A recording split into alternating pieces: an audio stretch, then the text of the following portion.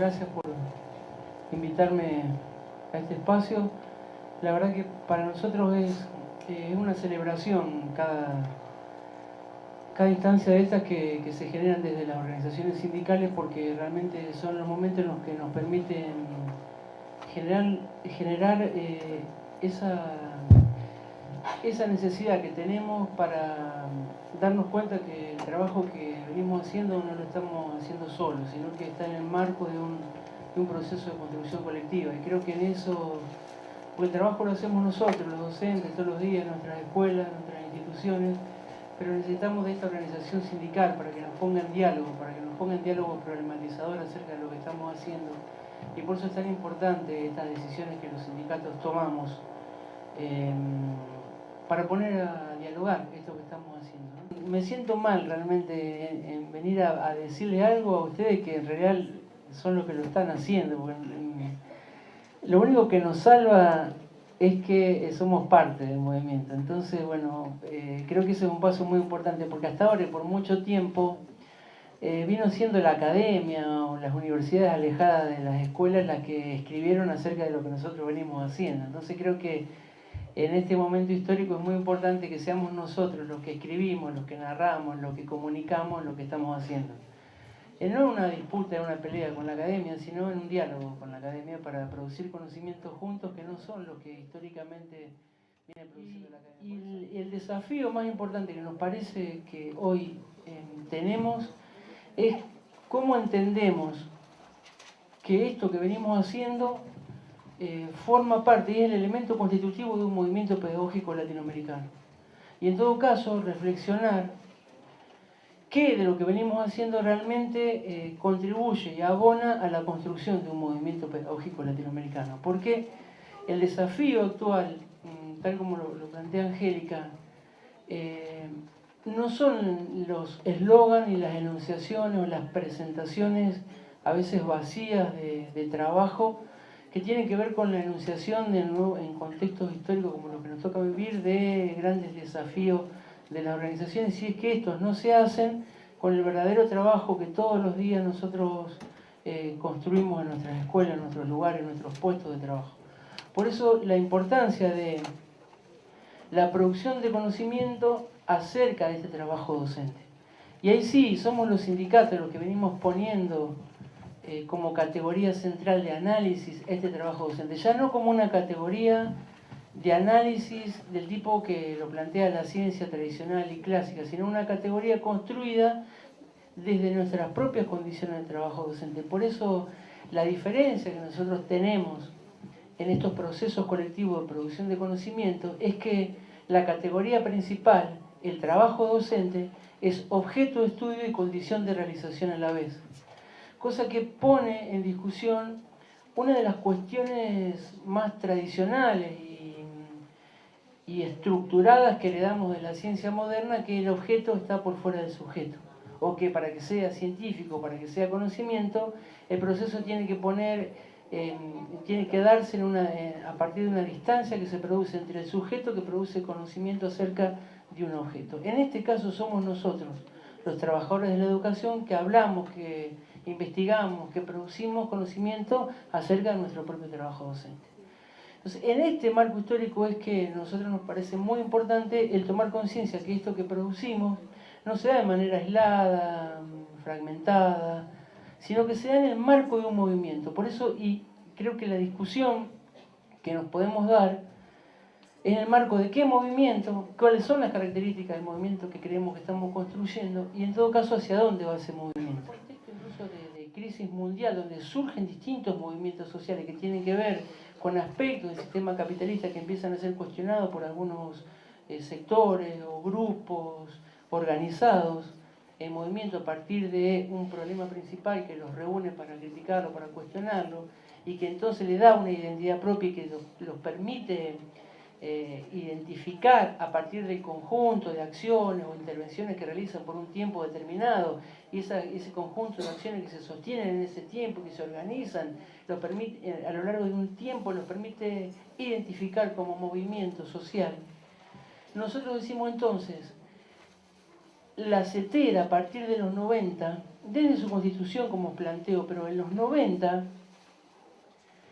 la CETERA realiza un conjunto de actividades, de acciones organizadas a partir de una crisis del sistema educativo, a partir de una crisis política y económica y social, donde ese conjunto de actividades sostenidas durante el tiempo le permite lograr una identidad que es la organización sindical, que pone en discusión y que tiene un planteo acerca de lo que es la pedagogía emancipadora, de lo que es la defensa de la escuela pública, y por eso podemos decir que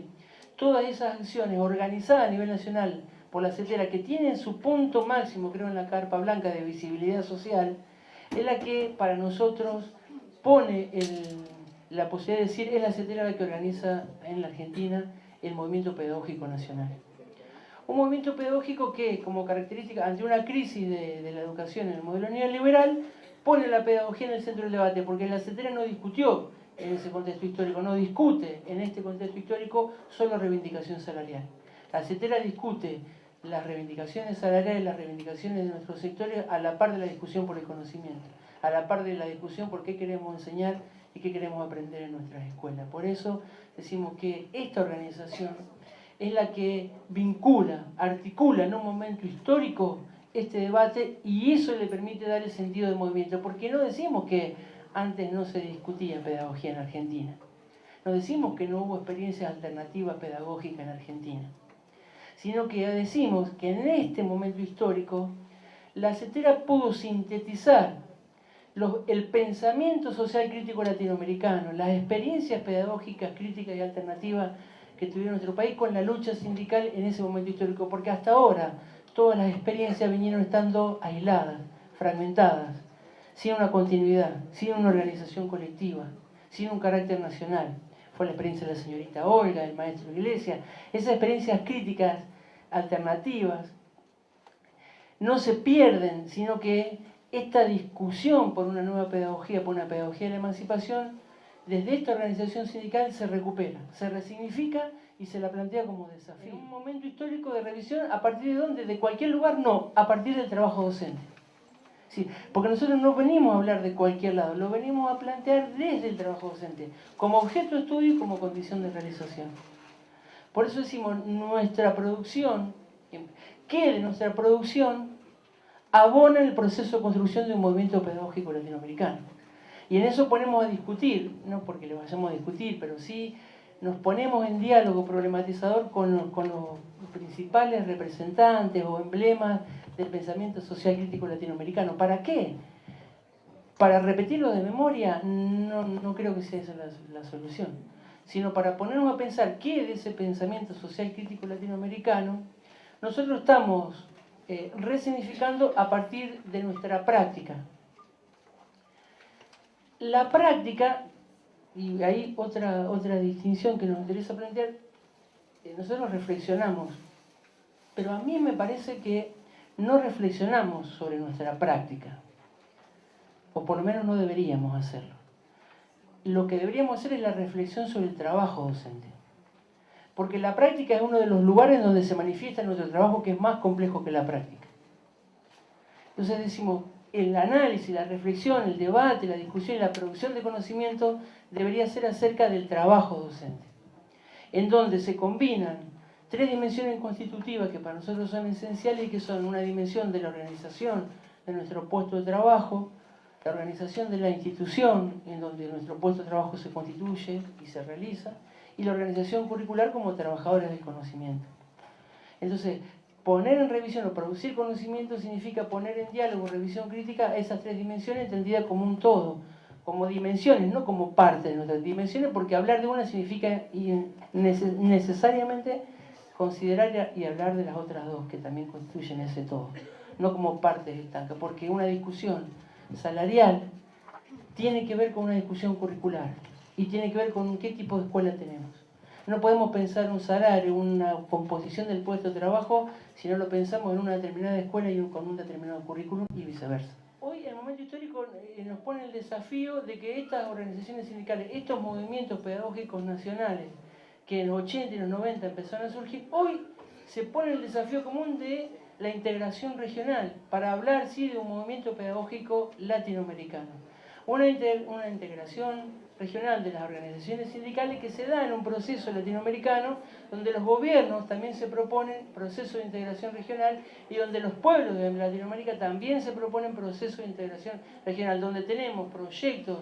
que hablan del socialismo del siglo XXI, proyectos que hablan de modelos donde el Estado empieza a intervenir para garantizar derechos y garantías sociales, y proyectos donde también el neoliberalismo sigue vivito y coleando, incluso intenta profundizar su política neoconservadora y neoliberal. Por eso es tan interesante este momento en el que nosotros podemos dar esta disputa.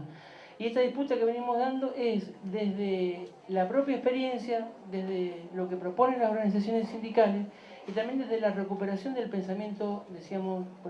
lo quiero decir hoy especialmente,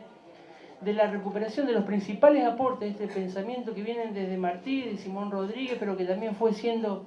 recuperado en los distintos contextos en donde lo que se pone, y creo que nosotros, no sé, pero hasta ni siquiera, no hace falta que nos demos cuenta, pero con esto que estamos haciendo desde nuestro trabajo docente y acerca de nuestro trabajo docente, estamos asestando una estocada importantísima al modelo hegemónico que gobernó, que hegemonizó los modos de producción de conocimiento histórico, que es el modelo eurocéntrico de la producción de conocimiento, el modelo de ciencia que se nos impuso, el modelo de ciencia que se legitimó, y nosotros con estos modos, nuevos modos de producción de conocimiento, estamos justamente poniendo en cuestionamiento el pensamiento eurocéntrico, esto que aparece en la misma convocatoria de este encuentro, esto de repensar, de descolonizar, de construir conocimiento contrahegemónico, que se plantea como fundamento básico de este congreso, es lo que a nosotros nos emociona, nos da esperanza, nos alienta a seguir manteniendo estos espacios para este tipo de lucha, donde estamos discutiendo básicamente este modelo de ciencia y le estamos aceptando duras críticas y una importante alternativa sobre preguntas importantes que la ciencia se ha venido planteando y que en todo proceso de construcción de conocimiento, que son qué investigar, quiénes investigan, cómo hacerlo y para qué hacerlo. Cuando digo investigan, porque tengo una deformación profesional que digamos, nuestras redes son de investigación, pero cuando digo investigan, quiero hacer referencia a un modo de producción de conocimiento, que no es el único. Cuando digo investigan, puede reemplazarlo por la palabra que a ustedes les parezca, porque si quienes narran, quienes sistematizan, quienes hacen expediciones pedagógicas, quienes producen conocimiento. Estamos hablando de nuevos y alternativos y diferentes modos de producir conocimiento. Entonces, ¿qué es lo que estamos diciendo? La primera cosa que le estamos diciendo desde esta experiencia, no hay un solo modo de producir conocimiento que, como lo plantea la ciencia moderna, occidental y capitalista, sino que hay desde nuestro trabajo docente la posibilidad de producir conocimiento con otras modalidades, lo que implica otra idea de sujeto, otra idea de objeto y otra idea de conocimiento, lo que implica otros modos de relación sujeto-objeto, sujeto-objeto-conocimiento. Porque lo que está en discusión no es solamente qué conocimiento producimos, sino qué idea de conocimiento tenemos. Entonces lo que proponemos desde estos movimientos es una ruptura epistemológica. Es decir, una ruptura acerca de la idea de conocimiento que tenemos, para salirnos del modelo que entiende el conocimiento como mercancía, para avanzar hacia modelos de conocimiento que entiende al conocimiento como solidaridad. Por citar algunos de los autores que ustedes ponen en el Power, como Boaventura, de Sousa Santos. Y hoy, más que nunca, quisiera, dentro de los grandes aportes del pensamiento latinoamericano, quisiera homenajear o recordar o agradecerle a Hugo Semmelman, que acaba de fallecer, sus aportes. También un académico que supo trabajar con las organizaciones sindicales, que trabajó con ACETERA, que trabajó en México, en Chile mucho, por hacernos entender la importancia de construir, bueno, él citando a otro grande, de construir un conocimiento que sepa crecer con la historia. Enseñándonos a la necesidad que tenemos los sujetos sociales, pero especialmente la clase trabajadora, la clase obrera, clase a la que pertenecemos, para no sentirnos alienados y poder romper y poder salirnos de los modelos que plantean un pensamiento teórico para construir un pensamiento epistémico.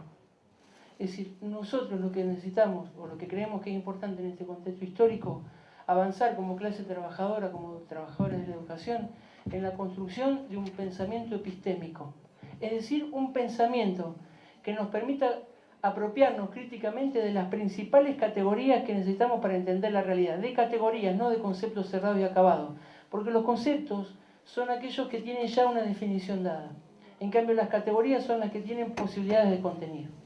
Porque justamente el conocimiento que sepa crecer con la historia es aquel conocimiento que no permanece anquilosado y desfasado de la realidad que cambia permanentemente, sino que la categoría abre más a la necesidad de preguntarnos cada vez mejor que de respondernos las viejas preguntas,